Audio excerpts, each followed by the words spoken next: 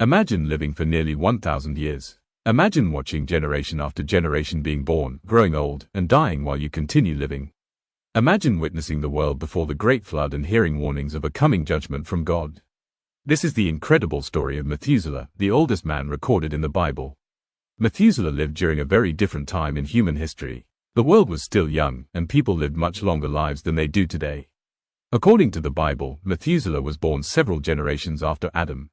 He was the son of Enoch, one of the most remarkable men in Scripture. Enoch was known for his close relationship with God. The Bible tells us that Enoch walked faithfully with God. His faith was so extraordinary that he did not experience death in the ordinary way. Instead, God took him directly into his presence. Imagine the impact that such a father must have had on Methuselah. Growing up, Methuselah likely heard stories about Adam, the Garden of Eden, and humanity's fall into sin.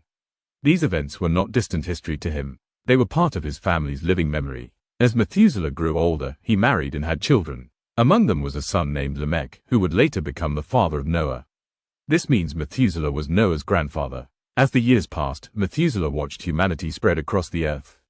Cities were built, families multiplied, knowledge increased, but something else increased as well. Sin. The Bible describes a world becoming increasingly violent and corrupt. People turned away from God and followed their own desires. While many ignored God, Noah was different. Noah found favor in the eyes of the Lord.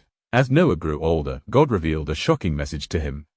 A great flood was coming. The wickedness of humanity had reached such a level that judgment would fall upon the earth. God instructed Noah to build a massive ark that would preserve his family and representatives of every kind of animal.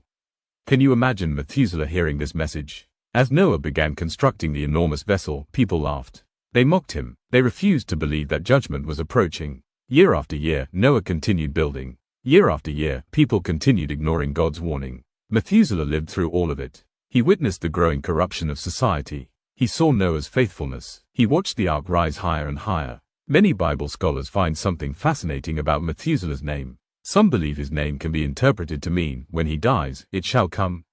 While interpretations vary, many see this as a possible prophetic connection between Methuselah's life and the coming flood. According to biblical chronology, Methuselah died in the very same year that the flood began. Whether he died shortly before the flood or as it began, his death marked the end of an era. For 969 years, Methuselah had lived longer than any other person in recorded biblical history. No one before him lived longer. No one after him lived longer. His extraordinary lifespan stands as a reminder of a unique period in human history. Yet the most important lesson of Methuselah's story is not how long he lived. It is what his life represents. For nearly 1,000 years, God's patience remained extended toward humanity.